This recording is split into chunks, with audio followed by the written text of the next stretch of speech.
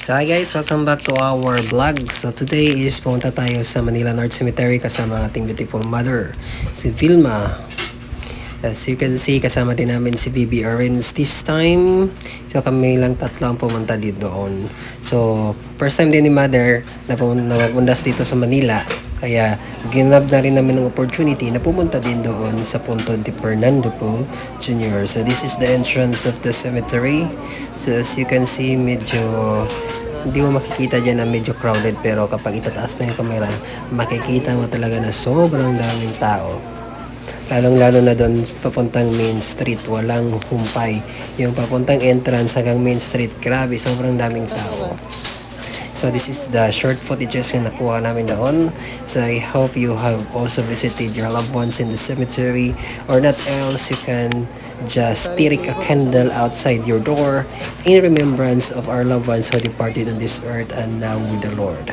Okay, so I hope guys you enjoy this vlog and you support me by clicking subscribe to this channel, and I hope we will get monetized very soon. So FYI lang din is kasama dito ang mga malalaking tao ng Pilipinas. Dito si Manuel Osmeña, dito din nakalibing si Claro Emerecto, and dito din nakalibing si Manuel Rojas, ang presidente natin dati, at si APJ. Kaya guys, hope you enjoy and bye for now. Airplane.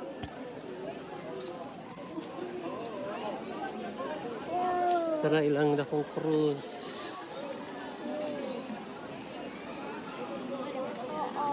Daming tao. Ibingan ni Manuel Quezon. Kailan ka ni Ay Rojas dahil? Kailan ka ni Manuel Rojas? Tara, Manuel Rojas. Manuel Rojas.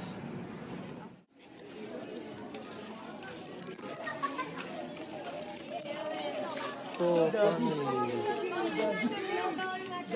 Tara. Si Susan Roses. Tara. Si Susan Roses. Ilandok po. Ilandok po. Ilandok po.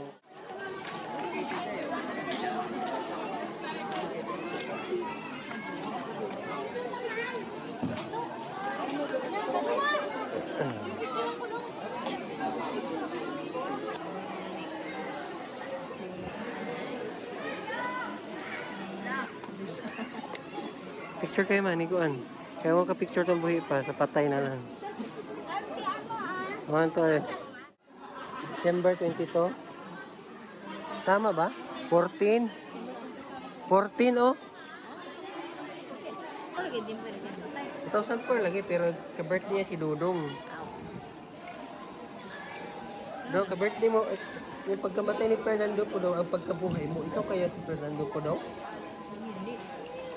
Aray! August 20 siya na tao. Ka-birthday niya si Dungkuloy. Sa picture man.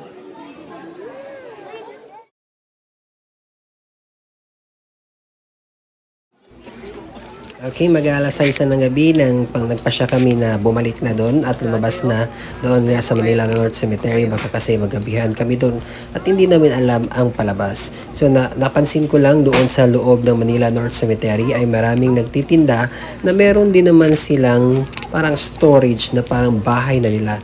So may nadaanan nga kami kanina before dito sa malaking cruise na meron pa silang papag doon, at yung nanay ay may electric pan at saka piniprepare niya yung higaan nila na kutsyon. So sa loob ng Manila Cemetery, hindi lang patay ang nakatira kundi may buhay na rin. Okay, patuloy pa rin nating sinusubaybayan ang ating inahin dito sa loob ng Manila Cemetery.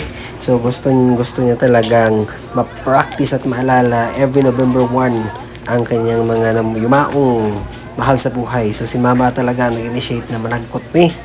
So matono, daghan po diri og mga tawo diri sa ilahang dakong krus. Napansin ko lang doon sa malaking krus ay meron ding mga lapida na nakadikit doon sa daanan. So mostly doon is mga 2020 ang date ng kanilang kamatayan. So ibig sabihin, yun ata yung mga namatay dahil sa COVID na hindi nila na lagay doon sa nicho kundi cremated kasi kaya doon na lang nila nilalagay yung mga lapida dito sa palibot ng malaking krus. So as usual nga sa loob ng Manila North Cemetery ay marami ang mga medic, marami din na silang mga ambulance na nakaantabay doon sa loob. So makikita mo doon sa kanilang mga medic station, may mga matatanda doon kanina nahihilo na binibipi kasi siguro sa daming tao at sa salayo ng lalakarin mo para mapuntahan nyo lang yung nicho ng iyong namayapang kamag-anak. Siguro doon din sila napagod. So kami, dahil sa probinsya lahat ng aming mga kapamilya na namatay, so nagtirik na lang kami dito ng kandila dito sa malaking krus bilang pag-alaala sa ating yumaong mga kamag-anak na ngayon ay kasama na ni Lord sa langit.